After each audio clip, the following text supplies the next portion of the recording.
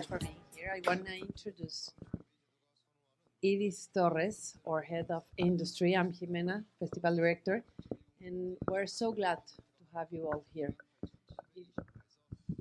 So thank you, Edith. Hi guys, welcome.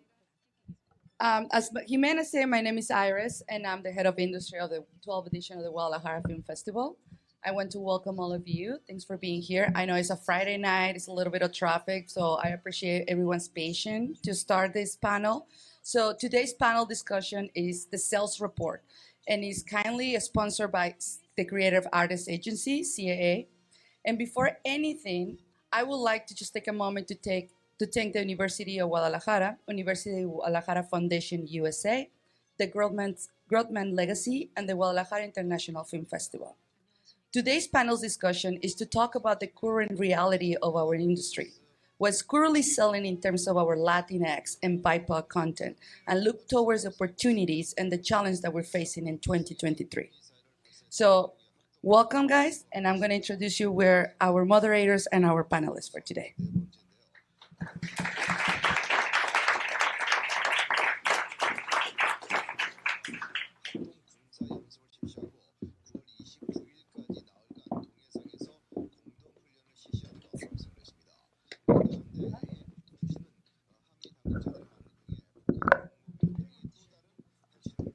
Take this mic.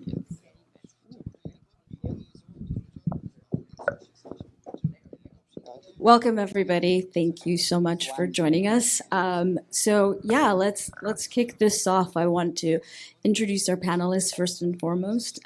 So we have Aicha Alberto, who's the writer-director. Alexandra Holcomb from Entertainment's 360, head of production. Hi. And Alex Fumero, he is the co-founder of Trojan Horse and is an independent producer.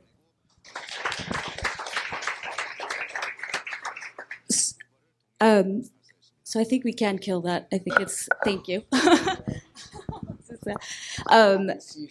Yes, so, let's get to know you guys a little bit through your work. Obviously, I think that that's how we kind of understand, what it is to be Latinx, BIPOC. Tell us about what you're working on, what you did sell this year, what you worked on. Can you hear me? I don't need the mic, right?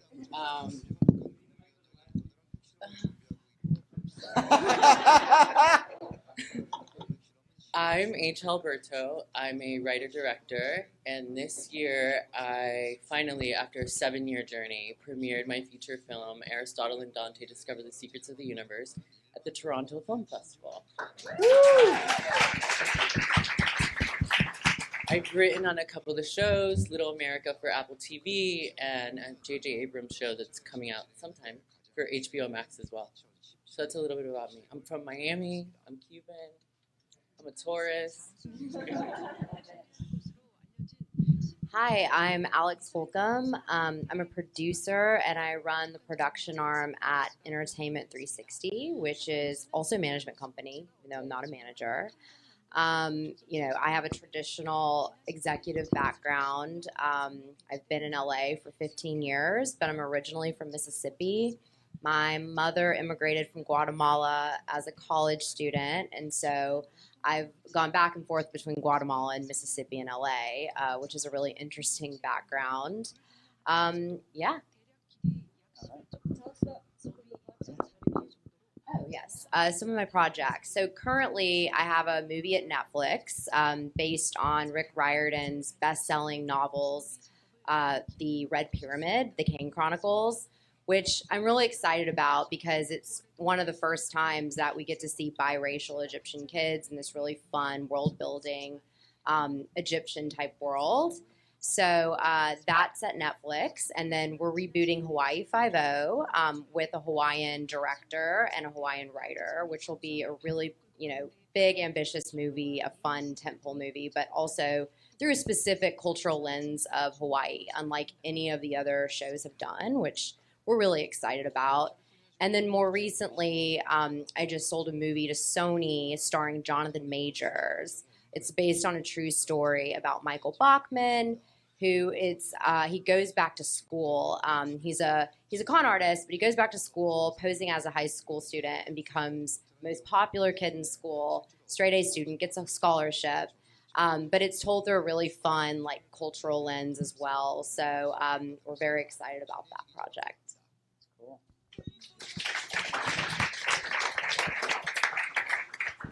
I'm Alex Fumero. As Vanessa said, I'm a producer primarily. And I, in the last few years, I produced a movie called Mucho, Mucho Amor, The Legend of Walter Mercado. I produced a series for HBO Max called Menudo Forever Young about the 80s boy band and their rise and fall. And I'm currently producing a show called Gigante for Onyx Collective about Sábado Gigante, but also about the story of the kind of Latino origin story told through Sábado Gigante. So I just pretty much am doing all of our abuela's favorite shit. And I'm also from Miami, also Cuban, but I'm a Sagittarius. I've also known Alex for Yeah. Yeah. Since we were thoroughly unemployed. Yes, those trials, right? Yeah, so I think that this is, a great time to just kind of talk about that, right? We understand it takes a lot of effort and work to make something happen. So, H, can you tell us a little bit about your journey with Aristotle and Dante discovering the secret of the universe?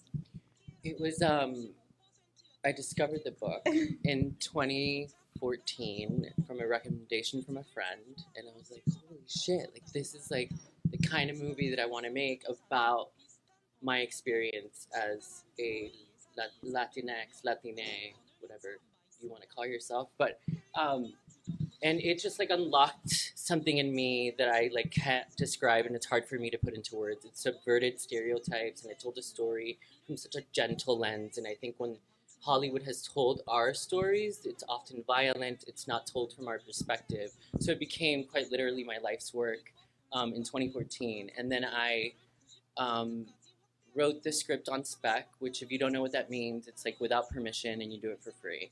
And I reached out to the author after that, and I was like, I did this thing and I want to come meet you.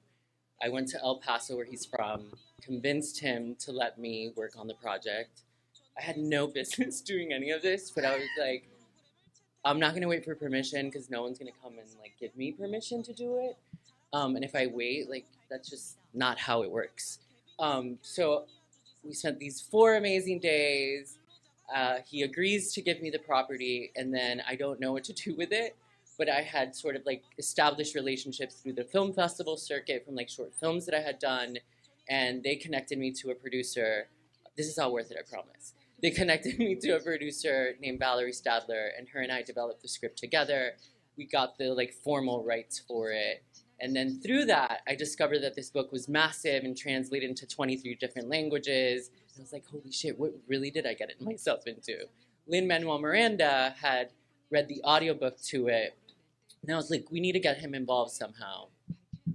We did the traditional, like, send it to the agents and the managers. Nothing came of it. So I was like, I'm not going to wait for permission again. And I tweeted at him. And 20 minutes later, he replied. And 3 months later, he was in LA and agreed to be a part of the project. There was other directors attached for so long, but I always knew it was like a bunch of false starts, that it was my story to tell. And finally, like in the middle of the pandemic, we had like assembled Eugenio Derbez and Eva Longoria and all of these, like what I call the Latinx mafia. Which then, and my career had started taking off, so it sort of validated me as like being able to direct this thing. And then finally, like, we met with someone who gave us money, we made the film, and hopefully it'll be out next year. Yeah, that's beautiful. You knew it was your story. It's beautiful. You knew it was your story. So yeah, Alex, I think, with your, you have a traditional studio system background, right? And I think for you personally, like, how do you feel you have to kind of navigate that in terms of being, trying to push for Latinx BIPOC content? Like, how has that trajectory been for you in terms of where you feel like you have to make those contributions? Yeah, I think it's about finding those ideas and projects that have that type of intersectionality that feel very commercial and accessible, but can be told through that type of cultural lens. I think in the last several years, it's gotten a bit easier, when Netflix kind of came into the game. And when you have a show like Squid Game, which is the biggest show ever that's not English speaking, or, some of the other content that comes, it's gotten a bit easier, right, of creating those opportunities that do feel accessible, but also specific in terms of the various experiences. So I think it's it's hiring people that are diverse that can really kind of, inform the story in the most authentic way. And then, again, kind of helping shepherd writers, directors that are more up and coming, that maybe haven't broken out yet in the studio business, helping navigate the best way to kind of get their project off the ground. Thanks. So with you, Alex, I know, let's talk about mucho amor. I know it was back in 2020, but, talk to us a little bit about how, you approached the pitch, understanding that, Walter is obviously well known in the Latinx community, but also how that became something bigger than that, and you were able to make it into a story that, was a huge hit. Yeah. Transparently, it was not as easy as I thought it was going to be. I was an exec at HBO at the time that this sort of idea came it actually just came from a conversation I had with Kareem Tapsh, who's now my business partner at Trojan Horse. But we just had a conversation in a park, and the first thing we talked about was Walter. Because Walter was having an estate sale in Miami, and I was desperate to buy a cape, but I was in New York at the time and couldn't, and so Kareem was going to. It was anyway. I was very jealous, and through a series of kind of very Walter-y cosmic events, my friend Christina Costantini came in, and we were all very bullish about it. Like, we had a conversation with Walter. He asked Walter questions like, "Okay, I'll do the movie, but like, one more question. What are your astrological signs?" Shit like that. And then we passed whatever test that was. And then we went to pitch it, and man, it was weird. It was like, our pitch was essentially, this is a combination, this person is a combination of Liberace, Oprah, and Mr. Rogers. He appeared to 120 million people in the United States and Latin America every day for 15 minutes. He's a fixture. He's gender nonconforming. He's, I don't know, he's beyond labels, as he would say, way ahead of his time. And we just think he represents so much in terms of progress, but also hearkening back to a past and reminds us of our grandparents.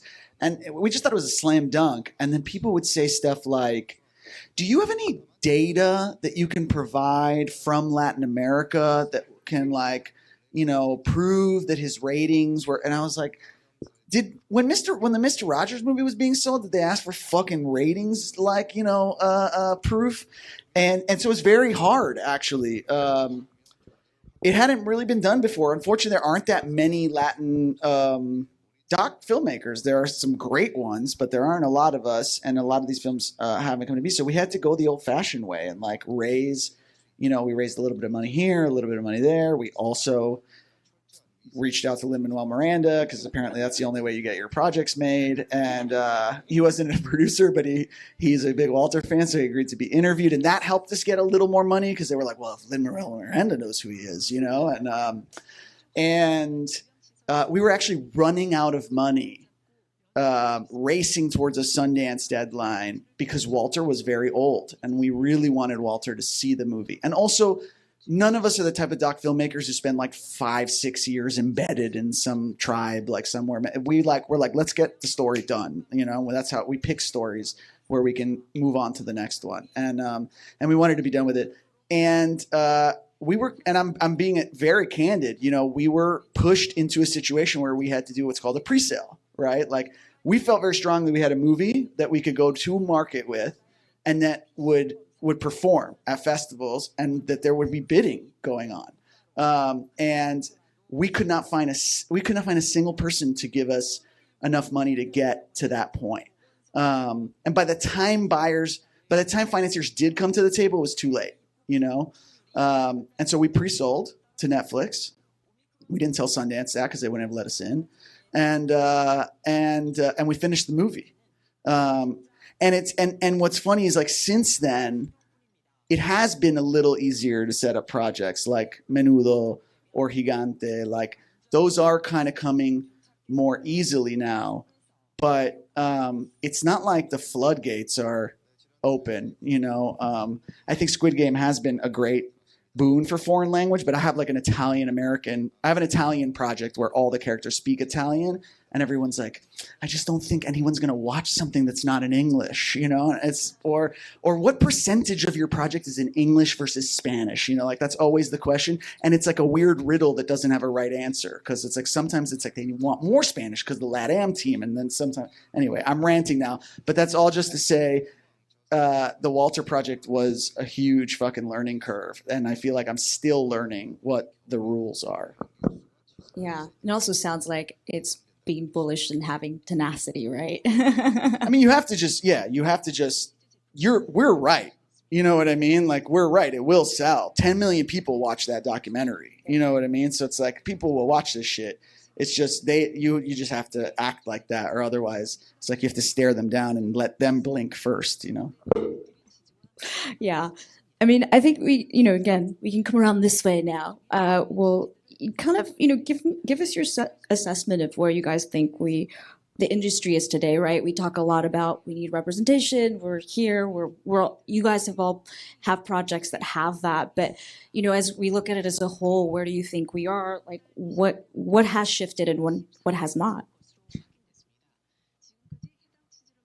I can maybe. I talked a lot. Yeah, I'll start it off. I really want to say that we're at a time where, obviously very unique perspectives and storytelling are selling, but obviously, I mean, it vacillates, right? Like, I look at what Zablov is doing at Warner Brothers right now with, like, Batgirl and, one of the first Latina, superhero characters that they shot the movie, Adil and Bilal, both diverse, directors, and it's now shelved, right? And it was a good movie, but it's sad when you would think that we should be pushing more diverse, big commercial fare.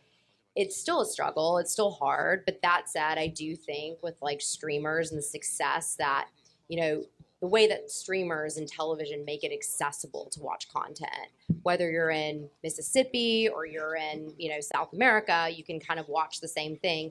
And then seeing the trends of that, right? It's like, to your point, the algorithm may say, well, this very generic, formulaic, derivative version of a story will sell, only to be completely wrong. And it's something so out of the box with a very specific type of lens, right? And one thing to note, too, is I do feel like, obviously, coming out of the pandemic, people are going back to the movies. People want to escape. They want something that feels event-driven, that's fun, entertaining, but also good, right? You have to have quality now. Otherwise, you're not going to last. So it's finding artists that have something to say that doesn't feel tired and generic, right? And so for me, I think that's exciting. I am constantly trying to find those stories that, while they may be universally accessible and translate to every culture, they are specific, right? And they're told in novel and innovative ways through characters that maybe it's something I'm still discovering in terms of the experiences, but I'm learning from this perspective, and that's what makes it exciting for me. It makes it always feel fresh. I think from where I'm sitting, there's still a lot of hesitation. I think producers are more inclined, but when it comes to selling something to market, there's the questions are always like, this is not Latino enough, or this is not, he doesn't look Mexican enough. And it's just like, what does that mean? Like, we're a spectrum of so many things. And I think they're so used to, even with my film, there's a queer content and there's Mexican content. It's like, we should make it more gay and we should make it more immigrant. And it's like, no, like, that's not the reason that, like, I fought so hard to tell this story. It's to move our narrative beyond that. right? To present us in ways that our identity doesn't fuel the story. Of course, it informs our perspective, but it isn't our whole story. And I think that there's still people sitting at the top that don't get that concept. I mean, almost every Latinx show has been canceled, which I also think is our responsibility to unabashedly support filmmakers and content creators that are making movies about us and shows about us. And I think that there's a void when it comes to that. Like, we're not watching Gordita Chronicles, and we're not watching One Day at a Time. We're just not. And like, that's, I think we need to unite in a way that we haven't done, one within the industry, but also as an audience. And I think that's, and like with the whole thing that happened within the Heights, sure, Lynn may have gotten a lot of that wrong, but we need to sit in that theater and support it no matter what. And we can't eat our own. And there's a lot of that going around. We were just saying out back, like, there's room for all of us. And if there's not room, we need to make room. And that causes us to like unite as a front. And I think other communities, sorry, I'm angry. A lot of communities, like the Black community, the Asian community, have done that in a way that us as Latinos haven't. And that's why we're a little further behind. Because it's like, I get invited to every panel. Because it's like, there's not a lot of us and there needs to be more of us. Sorry, the Miami came out. Spot on. Spot on. What's the question again? You know, we're talking about how there has been shift. I know you're like, we know that there is some shift, right? The needle is moving, and you know, you guys are all part of that. But what are the challenges with that, or where do you feel like it's stuck right now in terms of? Well, no, we're definitely living in a time where if you're a white straight male, you can't get work. And I know that because all the white straight men that I know tell me that all the time. And worse, their managers and agents tell them that, which just reinforces the insane myth. The people who are buying this stuff, they're just business people. You know what I mean? Like, at the end of the day, to me, they don't care.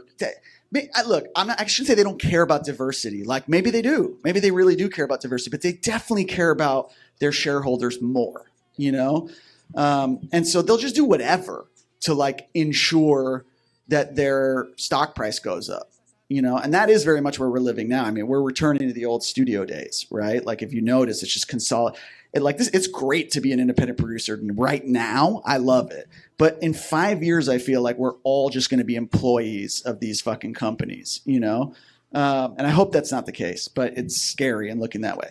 But I think we have to, listen to what H had to do to get her movie made, right? She's like, I convened the Latino mafia. Like, we need what in the biz they used to call, you know, your rabbi, you know, like, you need these people to pull you up, you know, and help us, because I still don't think without that, there's not enough like schmuck insurance, you know, like these execs, their whole job is to not lose their job. So they're afraid of taking this risk on you because anything, they could lose their job, you know? So you need to think about this whole package as a business, and not the way we tend to think about it because we're artists, which is like, do the right thing, you know? And it's like, they're never going to do the right thing. They're going to do whatever's right for them and their shareholders. And you need to present them with something that's right for them, you know? And I hear you, I agree with you on the industry side, but on the audience side, sometimes I worry that because we get so few at bats that all of our shows, like, I love what you said about Dante and Aristotle. Like, we don't need to pack our entire existence into every film and show that we make. And sometimes I think that can be alienating even to our own audiences, where they go, is this a show where you're just going to tell me stuff about me, you know, as opposed to necessarily telling me a story? Yeah. Yeah, no, it's interesting because, you know, it's like we're talking about the business, the sales, getting that done. But then at the same time, when we're talking about people not caring, what's also interesting is that each one of you guys are talking about content that is very personal, that it matters. It needs to be very, you know, again, like content does matter, right? So I think it's like we're navigating this kind of thing of saying like we understand that there's a business behind this, but the best stories are the stories that have so much heart in them. But that's where it's like you have to really, it's a struggle as an artist to know what you're willing to compromise and not compromise. And like Right. that's something that I haven't mastered. I don't think I ever will. Like I've made these white men cry because I'm like, fuck you. I'm gonna tell the story that I want to tell. But there comes a point where it's like, oh shit, like this is the dude that's giving me money. I need to like play the game. So you compromise on like the length of the film or like on things that really matter to you in order to keep the integrity of the piece right. For your latest film, where do you feel you compromised, or where, like, talk to us a little bit about that, like where you were like, We're live streaming though. whatever you. It was wonderful. We can talk about it when the cameras are off. Just a little bit. It was painful. It was really painful. Production was magic, and it felt like I had nurtured a group of people. You know, they often say that films are made from a labor of love, and this was a labor of passion that attracted a lot of love. And, like, that's how people showed up. And then there was conversations about money. And there were notes. The fucking notes. Where it's like, oh, this person doesn't understand what I'm trying to do and what this story is because it doesn't fall to the extreme of things that we're used to seeing when it comes to our story. So, or, you know, things sell, right? Because it's a fresh perspective. But then it gets in development hell and they slowly chip away at the thing that it was. So, and then I'm like, thank you, I'm gone now.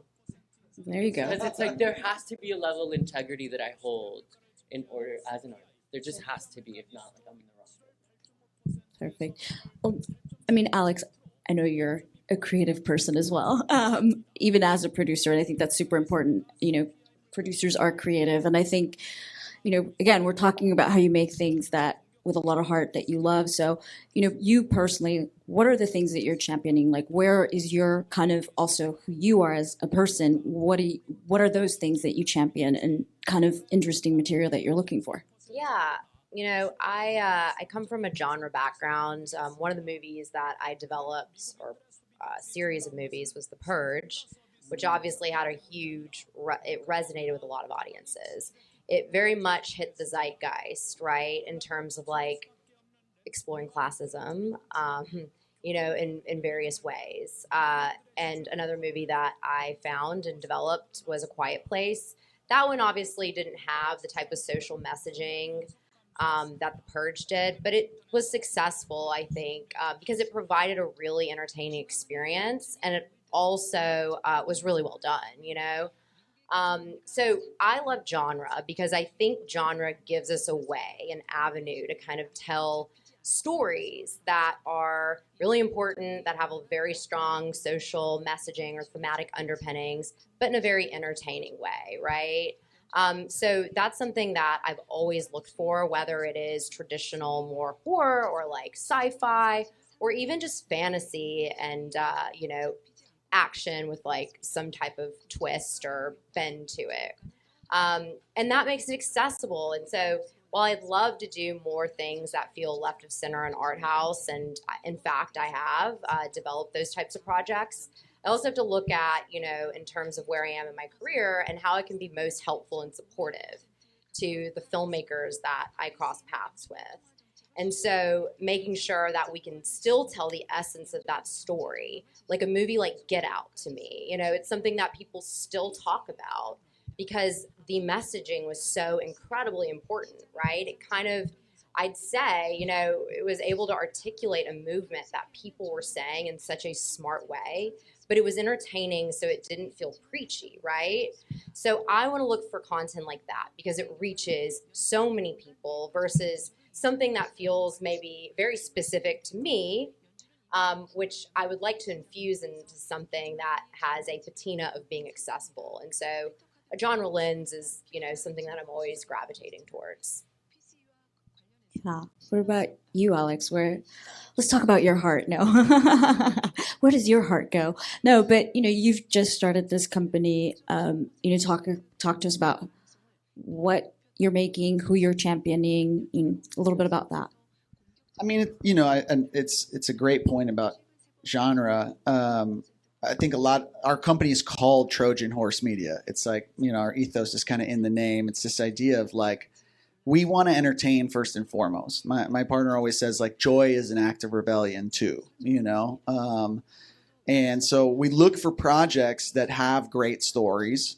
And then we find the thing underneath it, but we really try to focus on not losing track of that, the fun, the reason why you watch in the first place, so that's mostly what we look for. And that can be, something as kind of, I would say, on the nose as like a gigante project, but it can also be like, we produce podcasts. We have a podcast called Crumbs. That podcast is about my friend Emmy Olea, who she's a trans woman. She's Mexican and she has a crazy story. She grew up on the border. Her grandmother ran drugs for the cartel, like a lot of ours did.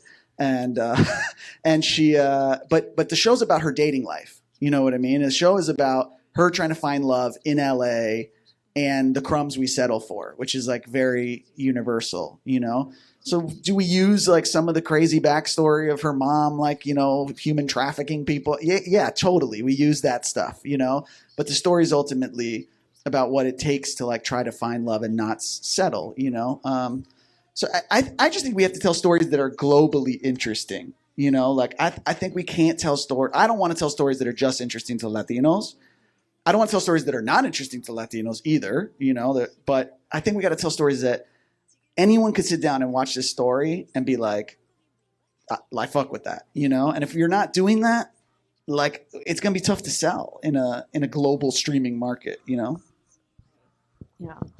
Well, I do want to open it up now to questions from the audience. So does anybody have any questions for our panelists? Okay, I'm going. We have a shy audience, huh? Oh, there we go.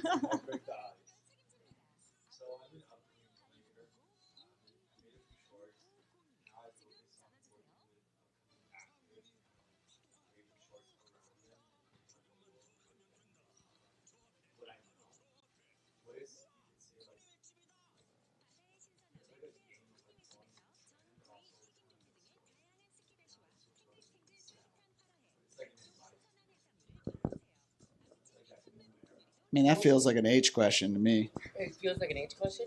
I mean, no, you're the producer. But You work with I have a actors. question I for work with you. real people. Huh? You work with actors. I work with real people.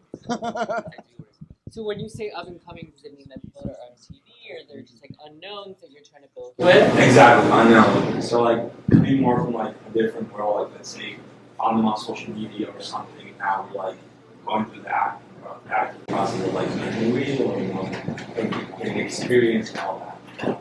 So are you writing the story? Sorry. Yeah, so I'm already sourcing like writers and stuff like that. So you're acting as a producer essentially with like a think tank with the intention of creating work with actors. Exactly. I think like that's definitely your kind of question. But I think for you as a filmmaker, it helps to work with actors and sort of collaborate, which is one of my favorite things about the process. But I think that like compromising your vision or what you think for an actor, I worry.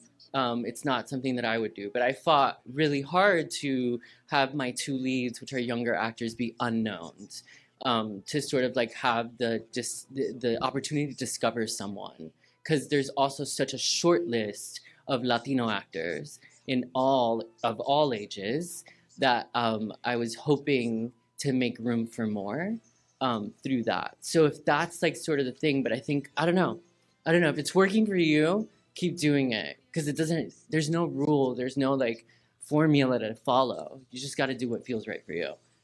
But what do you think, Alex?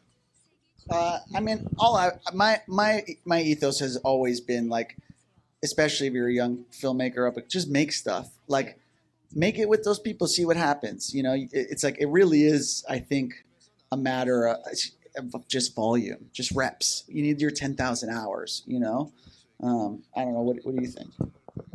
So you kind of mentioned, is it something that is trending versus, something else? I would say that I always kind of shy away from heat seeking. I kind of look at the movies or TV shows or anything, right, in the cultural zeitgeist that feels I'm into, right, I like, but also is hitting with audiences. And it's kind of riding the wave a little bit, but it's always coming from an authentic place. So if there's something that, you can speak to that's not chasing a trend, right, go with that. Go with authenticity. I also really do love that you're sort of like collaborating with your contemporaries versus looking ahead of you. Because I think we often think we need to aspire or we mystify someone that's ahead of us, when usually the people that you're going to come up with are right beside you. Oh, shit. Hi.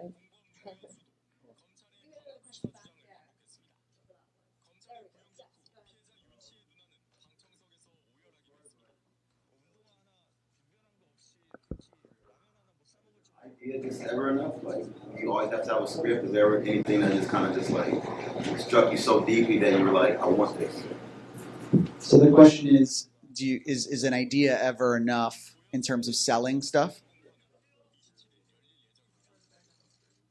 I've sold pitches before, like in the room. They're somewhat, at least it's a sort of somewhat developed idea, but it's just the bones of something. I sold a spy show to a bunch of producers. That was just a very like thin idea. It's possible, but they usually like to have some more material. Even like a deck has helped me a lot, like having a visual deck, because none of these people are creative at all. They think they are, but they're not. So you need to be like, this is what it's gonna look like, and then they buy into it more. I'd say if you have a very strong sample, right, you have a couple of scripts you've written, then sure, like especially if you're selling an action movie, let's say, and you have two really strong action sample scripts that speak to that, depending on what your end user is. If you're doing something that's very commercial, I'd say probably a script is best because packaging is really helpful depending on your price point. So if I'm making a movie for $100 million, probably a script, right, and probably an actor attachment or a director that moves the needle in that space. If I'm going out to make a movie for $2 million that, is high concept and I've written 2 scripts, let's say in the horror space, you probably could sell the pitch, right, to a financier or maybe to an end user like a studio. So it just depends on the variables and how much your idea is going to cost. I also think like time. I mean, I guess there's two things. One is time and place, right? Like if you're spending all your time to get this important meeting where there's a pitch that's going to happen, I wouldn't just walk in with an idea. I would want to walk in with as much as I could at that given point in time. You may not have the ability to write an entire script, you know what I mean? But I would walk in. But if you're just meeting someone casually, like I definitely love the soft pitch. Like I do it all the time. I sold something recently off of a soft pitch where it's like, oh yeah, we have this project. It's not really that much, it's about this, And they were like, do you have materials? And I was like, oh yeah, we have materials. We didn't have fucking materials. They're like random made materials, But you can do it that way. And the other thing is like I'm trying to also write now. I don't have any writing credits, and I find that like when I try to sell people on ideas when I don't have a script, it doesn't land right. And that's probably my fault. Like I probably don't put enough in the treatment or pitch materials to like get the voice, whatever it is, across. So I think the more you can have, the better, or partner with someone who knows what they're doing, which is what I'm doing on this other comedy thing that I'm pitching with like Prentice Penny's company, right? So it's like I found someone who really knows what they're doing, and then it's like, okay, I'm going to go do this with this person. They can tell me what to do. What's also really helpful is IP. A lot of people are looking for IP. So something, if you haven't written anything, you could often option a book for like $1, or like you find ways to do it, which is what I did. And I know someone who makes up IP, who just like... I make up IP. There you go. I was like, I wrote a short story, never published. And like... So I'm telling all my secrets, but yes, that helps a lot. It's like a podcast, like even it's very helpful. So that's like an idea that you may not have a script for, but there's material that's either been proven or not that you just really love. And you control the rights. So like if I really want that, and you've never written anything, but you have a pretty solid take, I might buy it because I really want the IP that you are in control of. Why do you think that is? I think it's just schmuck insurance, right? It's like another thing. If you're like, if you're going to get in trouble as an exec, you could be like, well, I mean, there was based on this article that everybody really liked, and you can't prove that everybody really liked it or not, but at least there was the article. Or is this something else? So IP to me serves as a proof of concept, right? So like when I read a book and I see the movie, sometimes it's easier to see what the movie is or a TV show versus you like a pitch that's 15 minutes. So I think that's what it is. You're buying that proof of concept that's a little bit more fleshed out, that has potential to span, you know, a franchise, movie, or a TV series.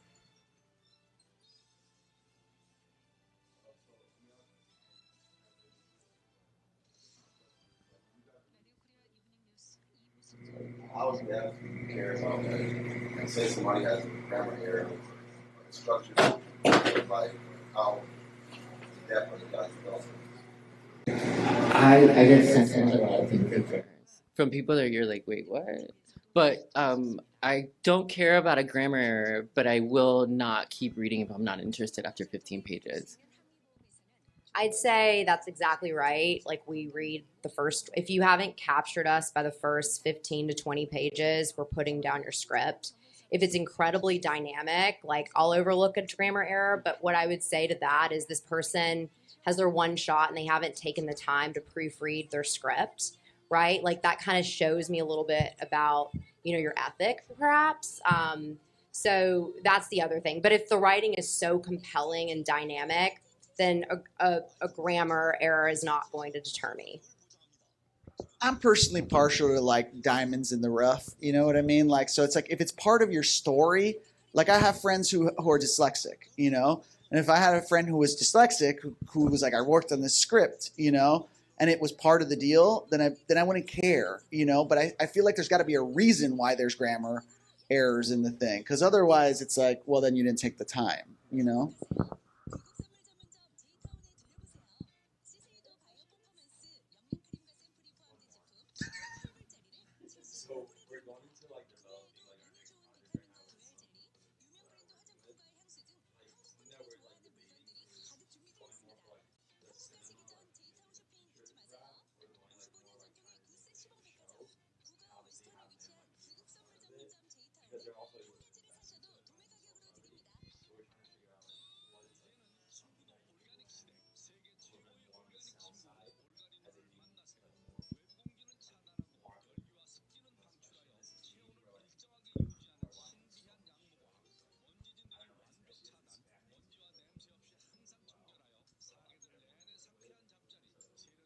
When you say who,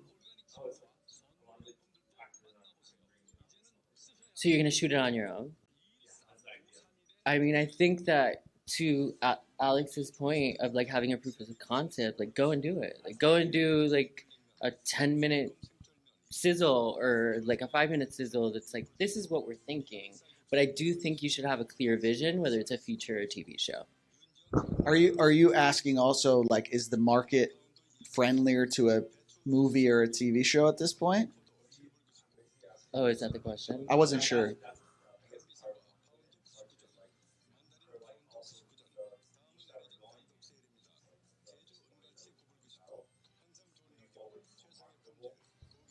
Don't worry about marketable. Worry about the thing that you want to tell as an artist that you could stand by, because when you're authentic about it, when you're passionate about it, it becomes marketable. You become marketable because you're able to speak to it from your heart. I know that sounds like bullshit, but it's facts. Like there's no way in, like there's no way, like to Alex's point, like the niche thing, the hot trend, it doesn't work. And also too, you know, you got to see what container best services your story, right? What are you trying to convey in terms of messaging? So if it's character first, ensemble, maybe it does look like TV, because that's what's going to best service the intention that you're putting forward. If it's something that has a conceit, that's high concept, that you can maybe market in the feature world because it's more event driven, maybe it's a feature. But either way, I think it just has to feel like that container comes last. Whatever the essence of your story is comes first, and then figure out the container for it afterwards. just do what feels right for you. Like, who gives a shit about anybody else? Like, it has to like speak to you, you know. And then your cohort, it just all starts falling into place. Like, I feel your passion. I feel like how badly you want it. So just go do the thing you want.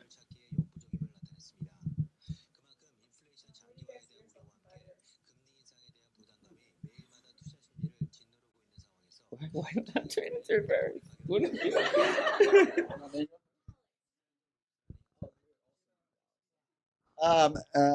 Where to see myself in 5 years? I'd really love. I like working for myself with my business partner, and I would just love for us to have like a.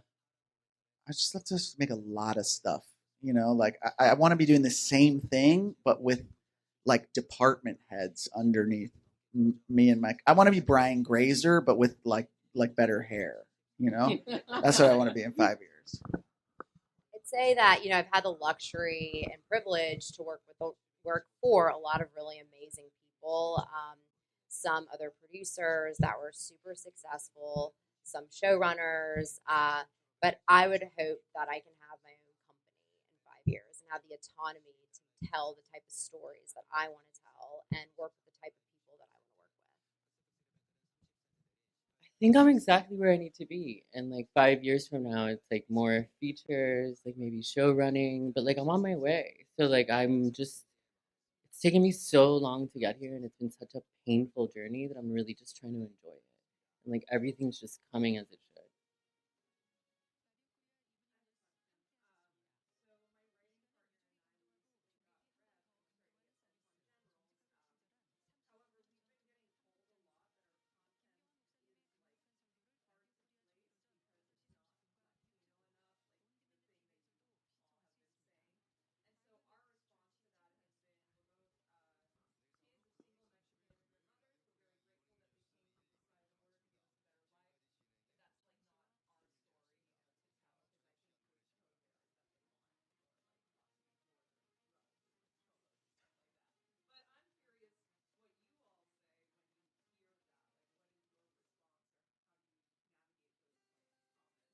They don't know what they want.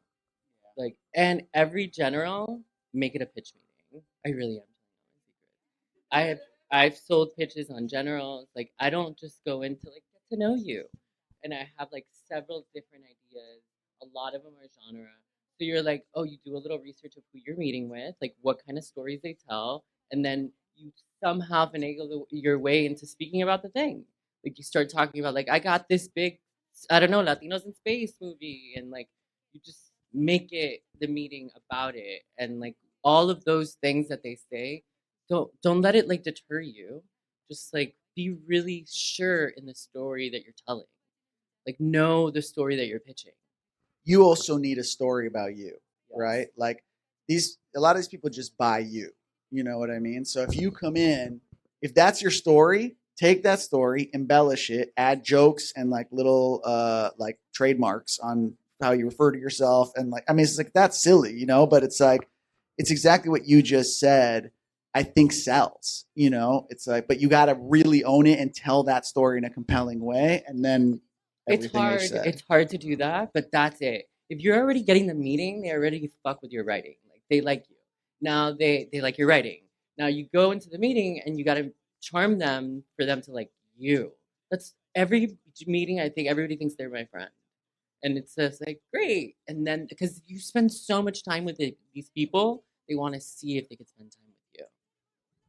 Yeah, I think it's true. It's like, because I do generals on the other side. And I'd say that, people that I can connect with, right? And that's being authentic and just speaking instead of, using platitudes or like work jargon. It's like really, you could tell me the weirdest story about how your dog like did something this morning, like whatever it is, just as a way to connect. And then just a bit of research, if I'm doing small independent films and you come and pitch me a $200 million movie, yeah, I could say it's not Latino enough, but what I mean is I can't afford it, right? Like, or whatever it is, So do your homework, do your research, be malleable. I'd have like a quiver of like 6 ideas, right? You go into Bad Robot, I don't know, some sci-fi shingle. Like, have your 6 ideas cater to what they're doing, what they've done in the last like several years, what's been successful for them, because you've done your homework, and just like charming, but just be authentic, right? And just again be malleable to what they're looking for, because that's all they want to hear. They want to hear that great idea that you have. That's easy. Like, we can then run with that. And everybody's got some great, like, I have a friend who passed away during the pandemic named Natalia Aprobados, and she had like one of the best like lines about herself I'd ever. You knew Natalia? So Natalia would go into meetings and she'd be like, "I'm a cancer survivor, and it's back. I have cancer again. But don't feel bad for me because I'm Greek and Puerto Rican, and this is the least hairy I've ever been." Aww. You know? And it would like immediate. I mean, it told you everything you needed to know about her entire writing sensibility through that one sentence, you know? And I learned a lot from her and the way she presented herself right off the bat. We would have these little like meetings in our writing group where like execs would come and she would always smash it before even the cancer stuff, just because she was so good at telling you who she was in like these 2 lines. Also reversing the meeting. So like before they ask you a question, they're like, "So where are you from?" And you just start like the small talk. Yeah, Where that really works. you have to be a fucking beast. You have to. You have to. They meet all these people and everybody's like nervous and they're like waiting for the opportunity. It's like, no, I don't need you. You need me.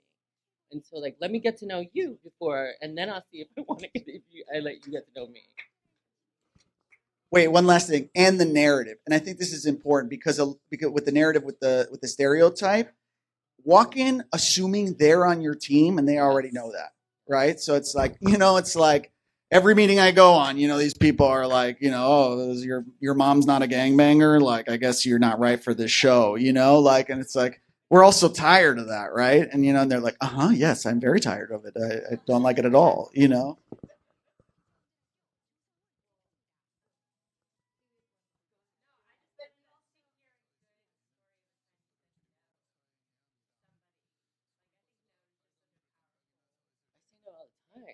I get every quinceañera script is sent to me, and I'm like, no, we're not doing this anymore. I'm trans, and if a trans person breathes, they send it to me. And it's just like, no. There's a lot of no's, and it is powerful. And it's like, I'm not going to make the mistake of investing my time in something for a buck, because it takes so much of your time and energy. So I'm really careful about what I put my name on now. Yeah, I was just gonna say, because I work at a company with other people, I have to say no quite a bit. And first it's hard, but then you kind of just, once you've done it a lot, right, and you stick to your laurels and you know what you like and what you're good at and what you're passionate about telling, then it gets easier. And I think with that, I have more focus and clarity to really put energy towards the types of stories that I want to be telling and the people I want to be working with. So I think no is actually yes, it's powerful, but it's also a necessary tool you need, working in a creative field. When they hear no, they like keep at it. They like won't take it. So like there's people that I said no to and they still send me shit. I don't have a good no story. I say no, but I don't have a good no story. Princess? Hell no. I'll do whatever Princess tells me to do. Anytime. I wanted to thank you all so much for your time. This has been super fun, insightful. We are all welcome to go behind the curtains for a drink and, continue to have conversations. I think that, again, there's valuable insight here, and we really appreciate your time. Thank you.